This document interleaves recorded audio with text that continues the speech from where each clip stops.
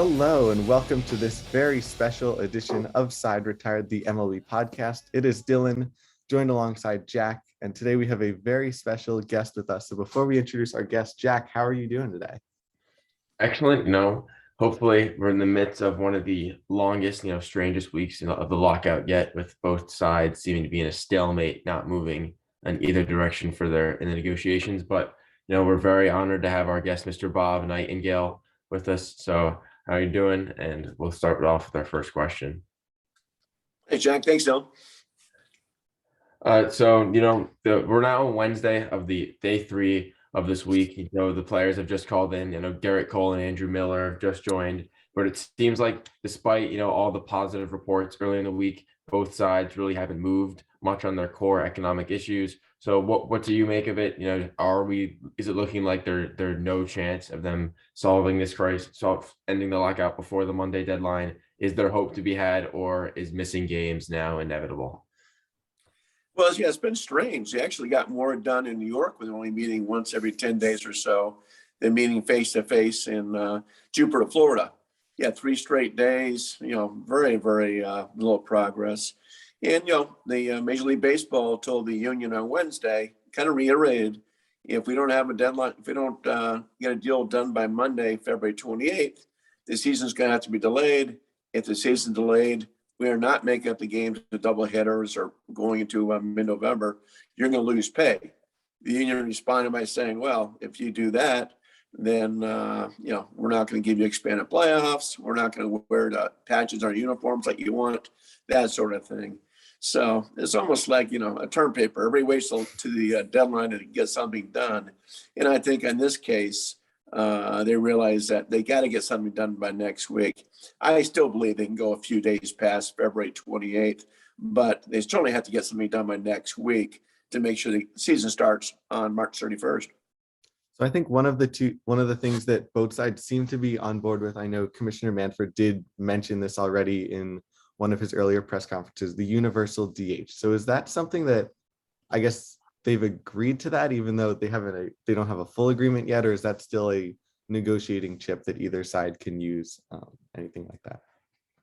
Well, yeah, they've agreed to that, but they can always pull it back. It's almost like the union has agreed to expand to 12 teams. Now they threaten to pull it back if you don't get full pay.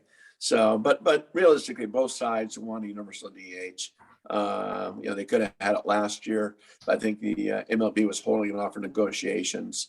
So we'll have universal DH in the National League and, probably forever. I don't see that going away now. Another rule, I know that I think it's valid. It was initialized in the 2020 season, but the extra ghost runner on second, it seems like both sides, that's another thing that they don't want back. Rules like that, 7-inning double headers, are those all going to go by the wayside, or is it like Dylan said, are these just bargaining chips that either side doesn't want to give on, and we're just going to see no progress made because out of stubbornness and a lack of good faith in these negotiations? Yeah, I'm not even sure they've even addressed that yet, but they have. Rob Manfred said last summer the 7-inning double hitters are going away. It's not fair to the fans. You're paying full ticket price, and it's particularly if you have a split day double hitter, makes no sense. So it should go back to 9-inning double hitters. We'll see about the ghost runner on second base. The players kind of like it. Fans aren't crazy about it. Historians hate it. I think what they may do is say, let's play at least 2 more innings, and then if there's still a tie, go the ghost runner in the 12th inning. It does provide more excitement. I remember talking to Anthony Rizzo and Chris Bryant a couple of years ago, and I think Rizzo brought it up that, hey, we have the most boring overtime in all of sports. The other 3 leagues have a much more exciting overtime. So that does, it does have more fans watching it in the extra innings, or before fans would start heading for the exits and the 9th inning was over, saying, okay, I've seen enough baseball. I'll listen to the rest of the game on my car. Sounds good. And then obviously Jack and I are big New York sports fans, so this issue probably does have a little bit more impact on us than most teams, but the whole luxury tax, potential salary floor, I know Steve Cohen and Hal Steinbrenner seem to have the opposite opinions on it, and that Steve Cohen is fully blowing through whatever threshold there appears to be. And the Yankees have sort of maintained a strict, we're not going over that number. how do you think negotiations are going on that front? I doubt we're ever going to get a hard salary cap like there is in other leagues, but could punishments be in a certain place where that it's going to be pretty, no one's going to want to go over that number if they do set that way? Yeah, I mean, last year there were 4 or 5 teams that were just under it. They pretend like it was a hard cap, including the Yankees. The Yankees have been over it before, and I think Hal Steinbrenner has told Brian Cashman, saying, "Yeah, look at Tampa Bay. They're winning our division and competing with payroll around 90 million, 70 million, that sort of thing. So $210 million enough." Where the Dodgers just blew right past it last year, $285 million payroll. They ended up paying a $35 million luxury tax. Steve Cohen, I'm sure, is telling hoping the players hold out as much as possible to get that cap as high as they can. Because right now they're probably going to have close to $300 million payroll. So stiff penalties, not that it matters much to Steve Cohen. It's worth about $15 billion, and the franchise, does go up in value. When you win.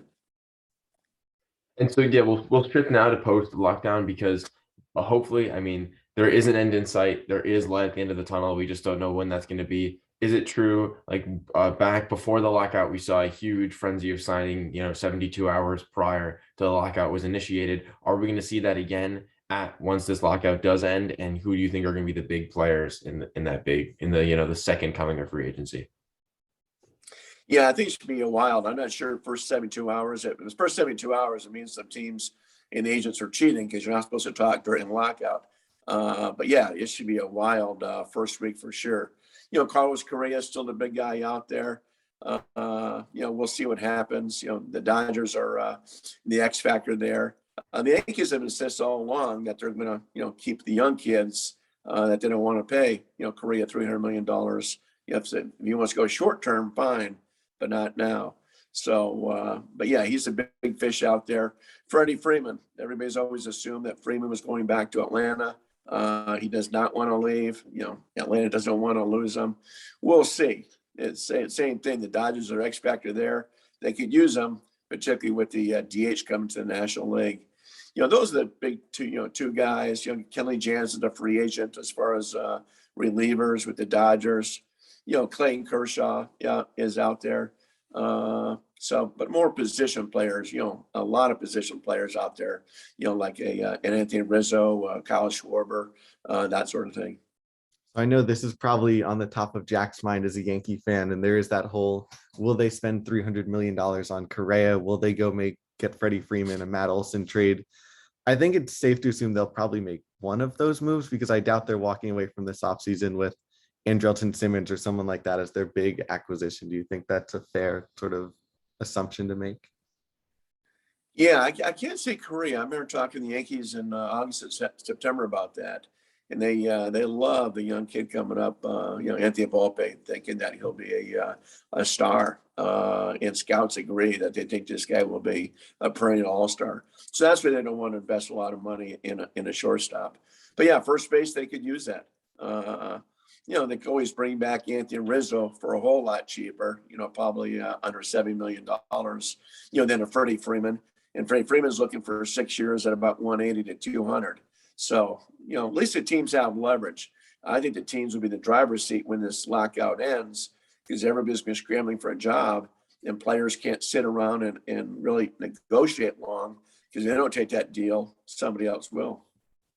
And then with, the lockouts already taking up much of spring training, are we going to see like an infringement on contract extension time? I know some like Aaron Judge, Trey Turner are just two of the big free agents next year. Are they going to not be able to sign contract extensions now because their teams are going to shift focus to free agents, or are teams still going to be able to dedicate time on their current talent as well as bringing in new guys via the market?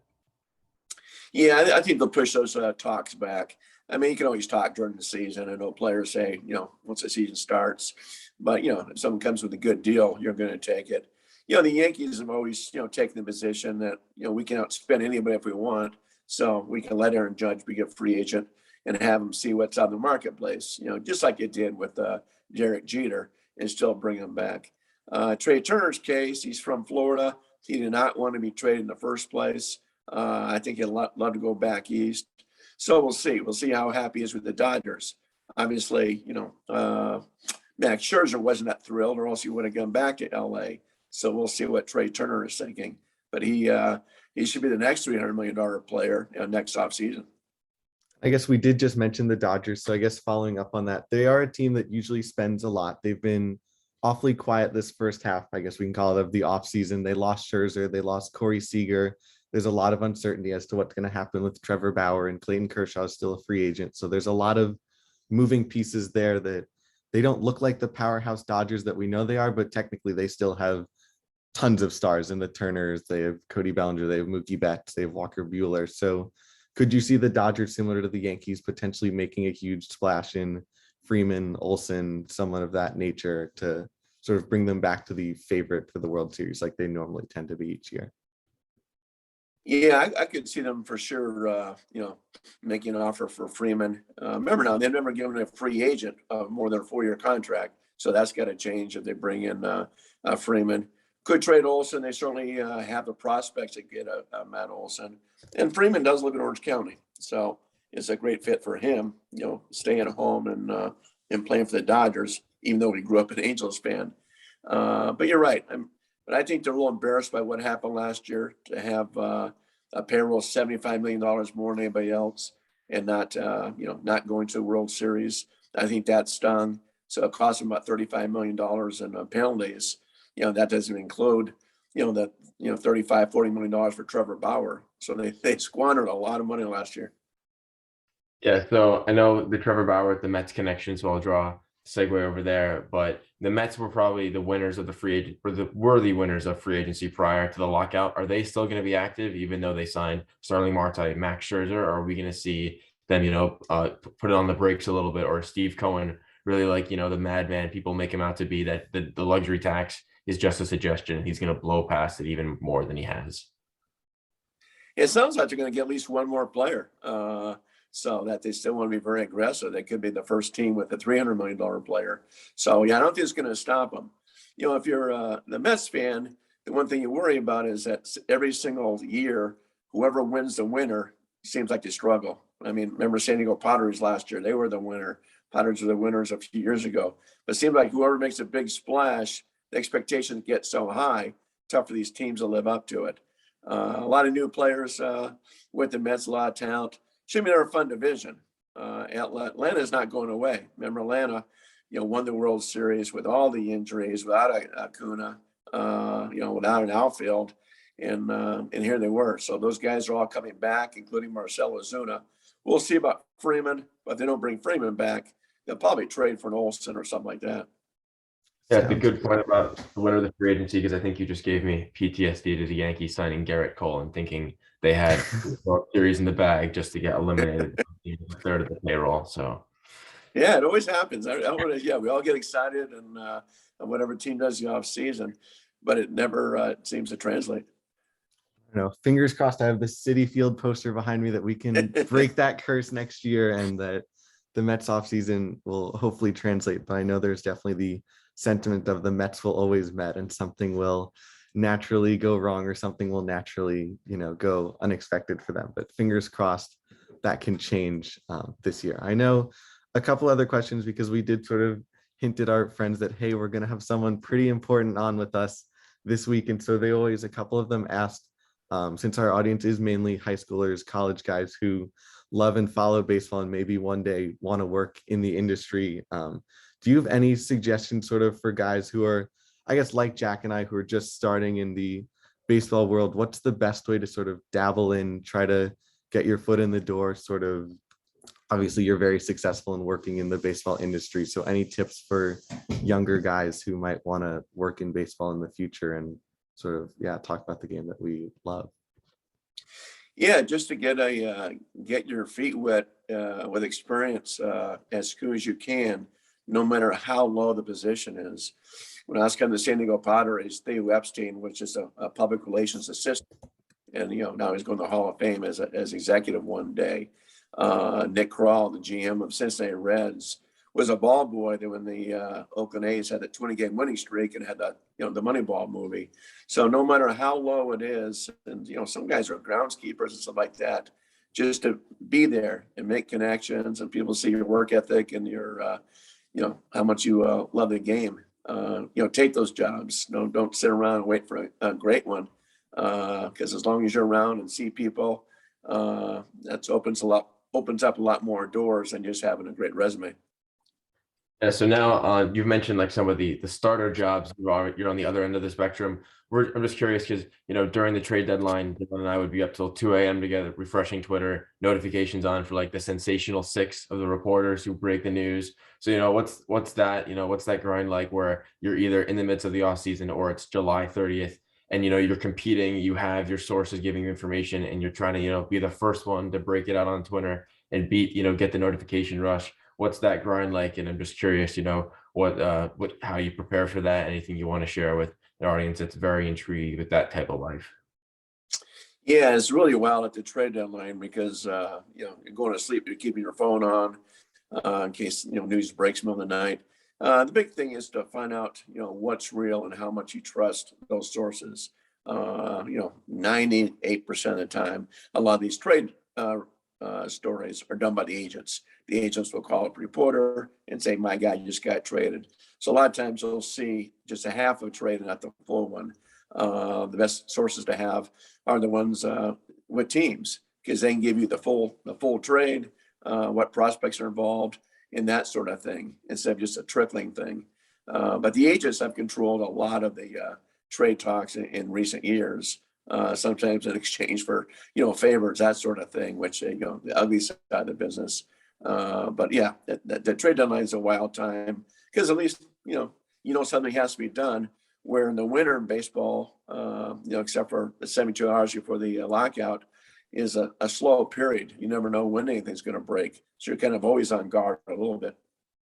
Sounds good. And I guess I do, and I probably assume there's a lot of things that still to this day we don't know what happened last offseason in that 48-hour window, where probably craziest free agency time that at least as a Met fan I had, the whole Trevor Bauer situation where he was a Met, he wasn't a Met. Obviously everyone I think believed it. There were tweets going on like crazy that Trevor Bauer was a Met, probably something to do with, as you just mentioned, agents pushing sort of some form of thing happening in baseball. And I know it's definitely nobody knew what was happening, and then all of a sudden he dropped that Dodger video out of nowhere saying he was a Dodger. Is it safe to assume that was one of the craziest 24 hours as a newsbreaker, especially with his unpredictability, sort of not knowing what the heck is happening with Trevor Bauer? He was a Met, he wasn't a Met, he's a Dodger. Is he really a Dodger? His website had some stuff going on too with it at any point. Was that a pretty hectic 24 hours in your industry? It was wild. I mean, it came down to, who wants this guy, who's going to spend. And, the Mets are the team that stepped up all by themselves for a while. The Mets thought they had him. Sandy Alderson says he's never gone that far in negotiations and not got it done. Marking people with Trevor Bauer, working as, hey, he's going to New York. The Dodgers came in very late, and they knew it was going to take a a strong offer that the Mets had. And they said, okay, we won't go to 105, we'll go to 102. And basically the contracts were virtually the same. So then became a situation. You go to New York or you go to LA. He's from LA, family, friends, that sort of thing. We're kind of pushing to Dodgers. So yeah, at one point he even walked out negotiations or walked out from his agent and said, hey, forget it, I'm going to New York. She convinced him to walk around the block for a while and come back. He goes, okay, I'll keep on listening to the Dodgers. So yeah, the Dodgers made a late push, and I think that was more by ownership. So now, of course, it looks like the Mets got a huge break there, and the Dodgers, it's one of the worst moves they ever made, because I don't think they'll ever throw another pitch for him. We'll see how long he's suspended this year, but obviously it's been a huge public relations nightmare for the franchise. Sounds good, Jack. I don't know if you have anything else to add. This is a very helpful conversation. We covered a ton of different topics. We're fingers crossed that by this time next week, we are indeed over with the lockdown. Knock on wood. We'll see if that does indeed happen, because we will be past that Monday sort of soft/hard deadline. I don't know if there's anything else, Jack, you want to add in, throw in. Thank you for your time. Hopefully, like Dylan said, I'm hoping by next week I'm, refreshing Twitter looking for a notification saying Carlos Correa to the Yankees. But Yeah, I think they'll have a deal done by the end of next week. I'm not sure about Monday. That's it's pretty quick. But I do think by the end of the week, and I think they can all scramble and say, okay, it's not ideal, but we'll be ready by opening day. Maybe expand the roster by 3 pitchers for the first month of the season to prevent injuries. But the position players will tell you they get ready in 2 weeks. More of a case for the pitchers. But hey, pitchers don't go 8 or 9 innings now anyway. You go a lot of times 4 and 5, or especially early on. So it may not be the big hardship. Sounds good. Well, fingers crossed on that. Obviously, thank you so much to Mr. Nightengale for joining us today. Be on the lookout for, fingers crossed, the lockdown ending relatively soon. And unless there's anything else you guys have to add, I think we're all good. So we will end with the cliche catchphrase that we always use, that the side is retired.